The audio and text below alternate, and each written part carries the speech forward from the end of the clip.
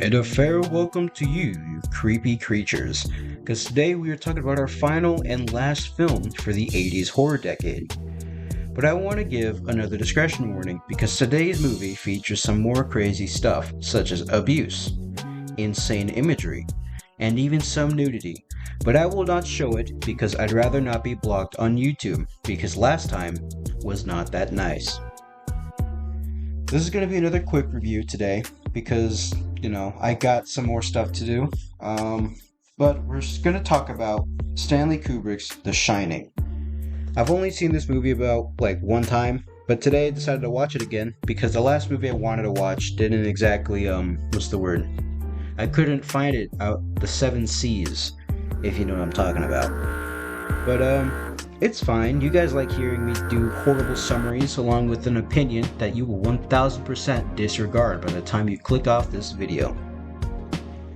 The movie starts out with a great panning shot with a score that sets up the tone of the movie. The score is able to flare up with a Stanley moves into the hotel for the winter, and Danny, Jack Nicholson's son, begins to have horrible hallucinations of blood coming out of the elevator, 2 scary little girls trying to play with him. And even we get to see him think about something called red rum. Jack Nicholson's wife, Wendy, played by the late Shelley Duvall, rest in peace, that great lady. She ends up doing a lot of screaming in this movie, but she also starts the movie as a meek mother, just doing everything she can to handle the failure of her husband trying to write this book, and the bipolar treatment that he dishes out to their poor son. She does, however, notice that something's a bit off about Danny, along with the hotel. Skip a bit more, and we also see that Wendy tries to talk to Jack after he's heard straight up moaning in pain, like he was being stabbed in the gut 38 times. But he was sleeping, and he was also in front of his typewriter when he was trying to do this book that he's trying to write. But instead, he's like, "Why did you wake me? Oh, well, I guess I was having a pretty bad dream. It was just me butchering you and my son." But that also kind of cues in Danny to come to the room, looking all nasty, ripped up, and beaten. But he's got a bunch of bruises on his neck because he said, "A woman was choking me," but she thinks that it was Jack who was beating on him. So, with Jack thinking that he's being accused of doing something he didn't do, he seeks solace at the bottle of whatever liquor they give him. But in the previous scene before, the guy who managed the hotel said, "Oh yeah, no, we take all liquor out of the building." So when they have Jack Nicholson getting liquor, it is a great thing because he said, "Man, I'd really sell my soul for a bottle of beer right now." And some guy who I'm thinking is the devil straight up goes, "You will, wouldn't you? I would like that." And he ends up pulling a bottle of whiskey out of his butt, and he's like, "Here you go." And he just pours it into a glass. And, I guess it happens. Wendy doesn't even notice it when she comes up and she's like, "So there's somebody living here with us." And they choke Danny. Jack thinks she's crazy, but he still goes out to see who's there. And the person he sees in there is in a tub, and it looks like a regular naked lady. And he makes out with her, and he looks in the mirror only to see that it's someone's naked, saggy grandma. Ew. And for all intents and purposes, shield your eyes. Jeez, it is so gross. When I saw it, I could tell you there was not enough bleach to clean out my eyeballs. It was so gross. But if you don't want to see that, you can cover your eyes or you can skip it. I don't think it was that important, but it does show that Jack's mental state is extremely deteriorating. Anyway, Jack tells Wendy that there is nobody there, and he proceeds to continue his insanity by talking about a previous caretaker who took out the caretaker he was with took out his entire family and himself, which was crazy. They said he chopped them up into little bits, and then he Kurt Cobained himself, which is pretty bad and unfortunate. But after he continues to make a deal with the hotel ghost devil guy, Danny ends up calling the guy who told him about his special ability via an aneurysm that he gets to have. This way, we also get to see that this guy's got an interesting taste in decor, but that doesn't really matter because he ends up leaving his home to go to the hotel to see what's going on with Danny and his family. Jack's demons continue talking to him, whispering sweet nothings into his ear, and he like emphasizes the fact that the guy he was talking to was a black man. For some reason, seems to have put some pep into his step, as he destroyed any transportation and all the communication to the outside world as fast as he possibly could.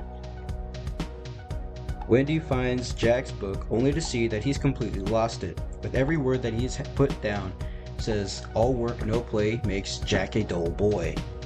So, that kind of makes her a bit scared because it's like 300 pages of just that phrase. So, he rushes her up some stairs as slow as possible, and she drags him to the pantry where she locks him in there, which is a good on her. But Jack doesn't really like that very much, so he ends up calling the ghost guy to make another deal. He has to slaughter his family if he can get out the pantry.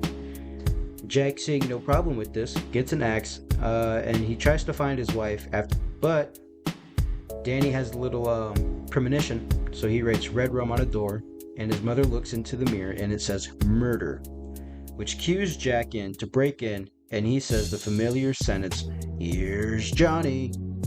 And that's scary.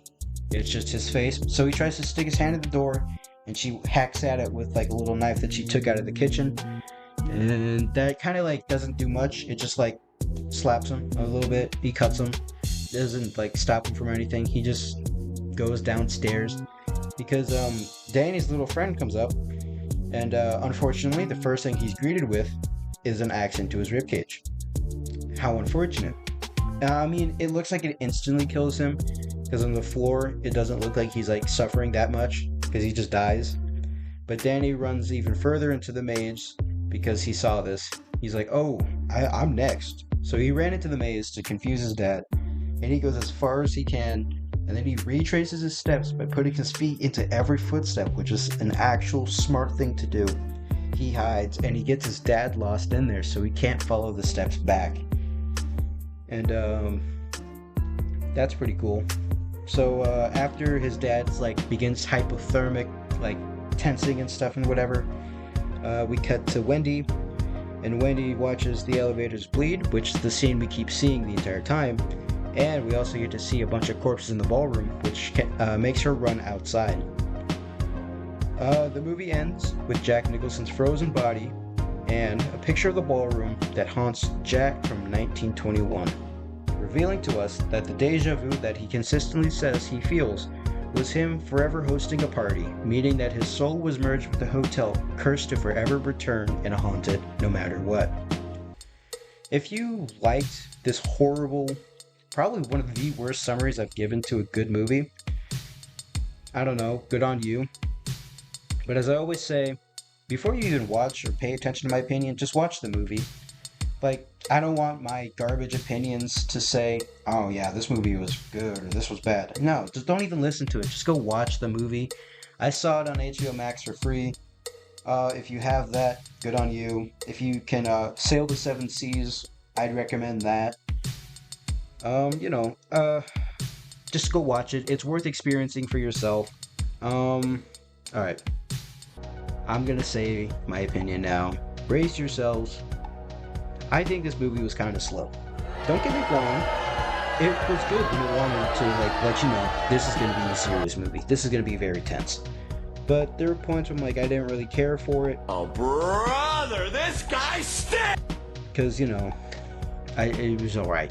But it was fun. I liked how the score would set up every situation, making us feel how important you would have to be to not die, I guess.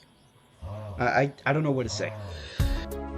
But I love the scenery. I think it was really good on how they used it to accentuate the feeling of this extremely grand hotel. And I also loved how they perfectly captured the feeling of complete isolation. But that's just my 2 cents. If you liked the review of The Shining, I don't know, consider liking the video and consider subscribing. I fucked that. Bro, damn. And also, tell me your favorite 80s horror movie. Since this is the last one of the decade, just leave it down there, and I'll probably talk or comment on it. But as always, I hope you enjoyed today's video. Bye.